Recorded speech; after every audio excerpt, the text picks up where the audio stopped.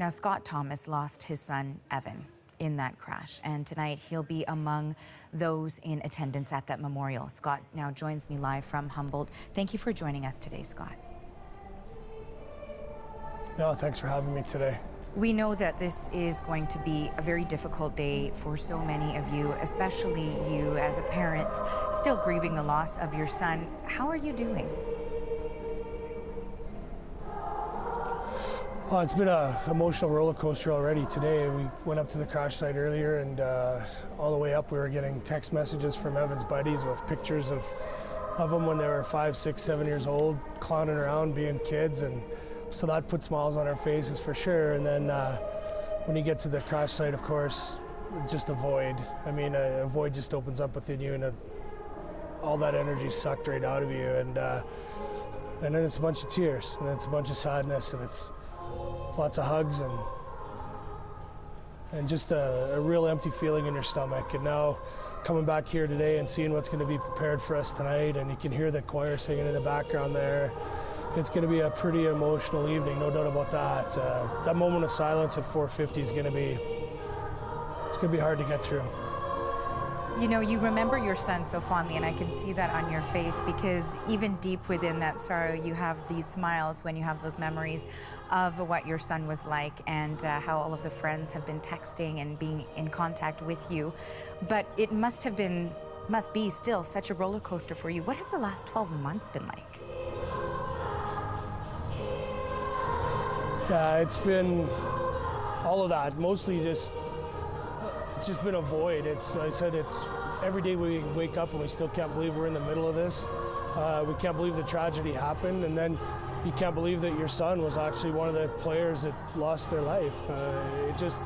It's unbelievable. Every day you wake up and you still expect to see him for breakfast. You expect to see him come home and ask for what's for supper, and then it's just sadness. It's the missed opportunities, and you know what you're missing out on for the rest of my 50 years on earth, and it sucks the energy out of you. And by the end of the day, you go to bed and you cry. And as much as we want to try and remember the good times and celebrate his life, it's still hard to get past that last 20 seconds of his life. And there's no question, I'm sure, that you've had so much support and outpouring really from across the country of people who certainly are deeply sympathetic with what you are going through and just want to show as much support as possible. How are you feeling today, being in that room where we know this memorial is going to be held, seeing everyone come together to mark this one-year anniversary? You know, I said when I spoke at Evan's memorial service, the fact that when that bus accident happened and those, at the time, 14 souls exploded across the landscape and put a little piece of themselves in every Canadian's heart, I still feel that was a pretty accurate portrayal. I think that every Canadian felt this loss as if it was their own, and what's going on here today is clear evidence of that. It's a year later and this arena is going to be packed. The amount of people that want to speak to the families, that want to speak to us and just find out how we're doing. I mean, I know for a fact that every Canadian, I heard from a fellow from North Bay, Ontario this morning, phoned me up and cried and told me a story about his son and how he's felt the Broncos' loss. And so, you know, if I don't want to say there's a positive stuff that come out of that accident, but it certainly has brought Canadians together, and it continues to happen, and it's overwhelming sometimes how much this has brought our whole Canadian community together. And I know that you specifically have tried to draw out as much positivity in the form of change in light of your son's death and so many others who were on board that bus. For example, we know that now you've been campaigning for those changes to training for drivers following that Humboldt Broncos bus crash. How do you feel about the fact that something in that realm was accomplished?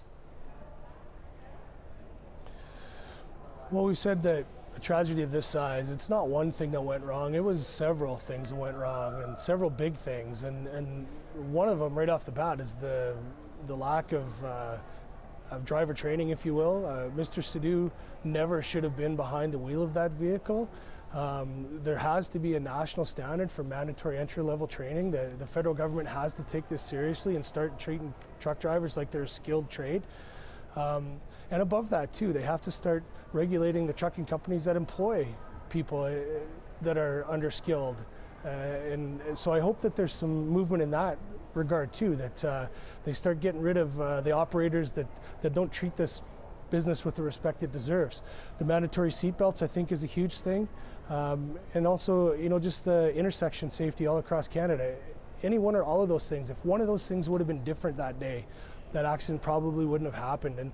And those are the things that we need to advocate for, because what our family's been through and what other 28 families have been through, man, if we can spare one other family through going through something like that, that's time well spent on our part, I think. And no question, it is so commendable how much hard work you have put into ensuring that there are changes to prevent any other family from going through what you and your family have experienced during this time. I did also want to ask you, it was really important for you specifically, you had said, to meet with Mr. Sidhu. Why was that? What was that like?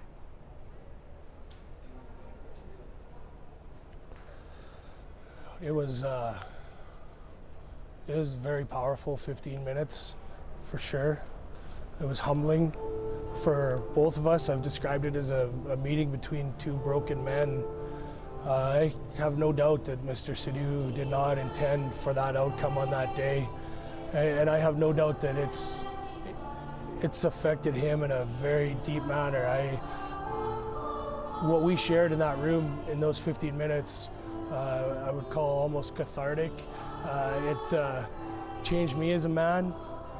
I know it changed him as a man, and I hope that he can find a path forward through the next period of incarceration for him and the rest of his life. I know there's lots of stories of people who have been in similar situations, and they wear that for the rest of their lives, and I'm sure Mr. Sidhu's going to wear that too.